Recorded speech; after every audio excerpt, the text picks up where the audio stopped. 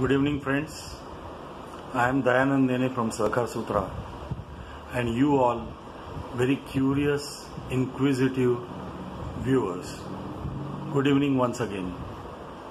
In this segment, I shall be talking about one of the most important things, but also one of the most underestimated things in a functioning of a cooperative housing society.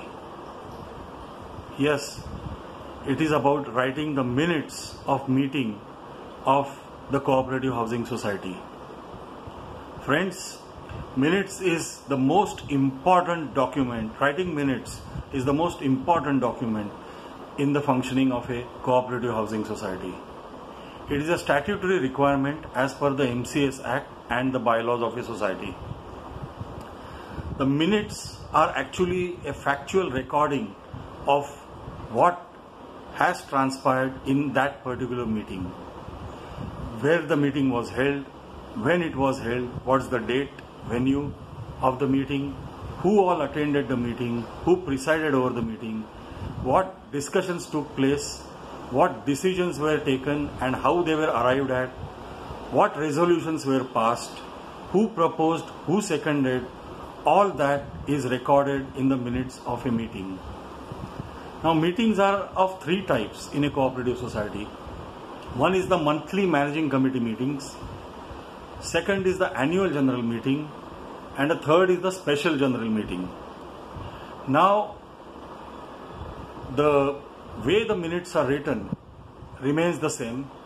The secretary is supposed to write the minutes of the managing committee meeting, and the person who presides on the general body is supposed to write the minutes of the general body, be it the AGM or the SGM.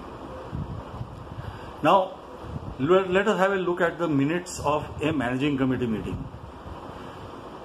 Every month, the society has to hold at least one managing committee meeting.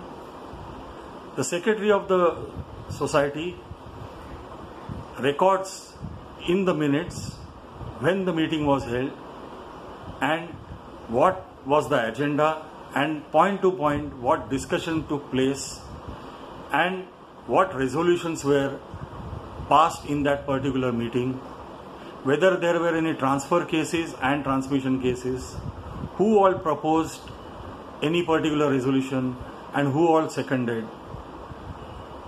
That all he has to record, and at the end of the meeting he and the chairman have to sign that those minutes.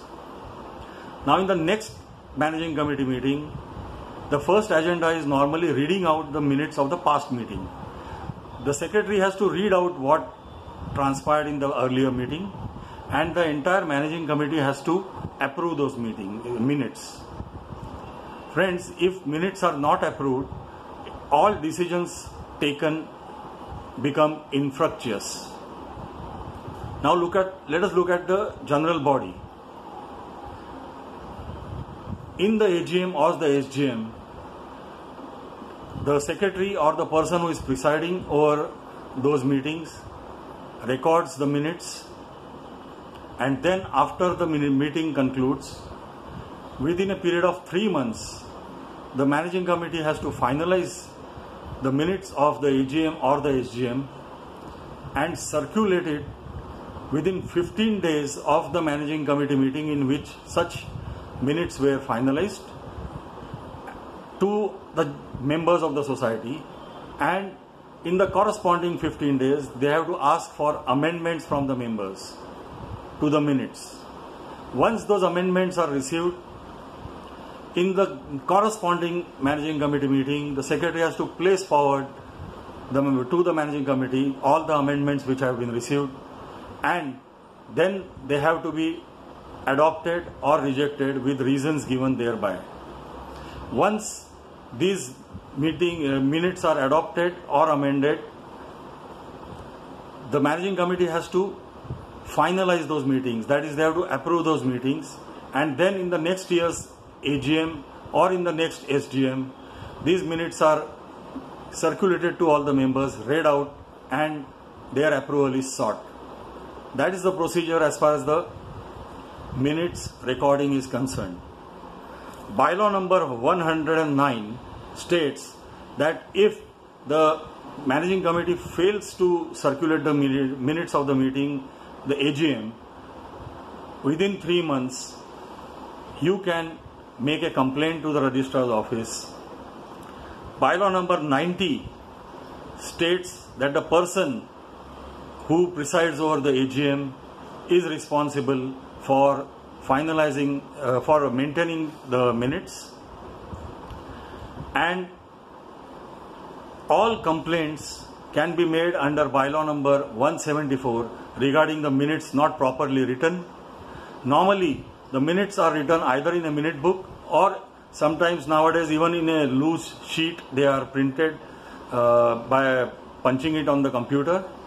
But then if it is on the loose sheets, these all sheets have to be pre-numbered and stamped in between the two pages. That is, half the stamp should come on one page, half should go on the other, and the chairman and the secretary have to sign every page.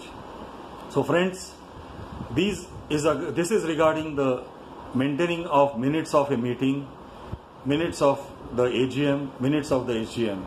So henceforth, be on your toes. Just see that the minutes are recorded properly, because tomorrow, in case of any evidence being required, these minutes are the most important document. Thank you.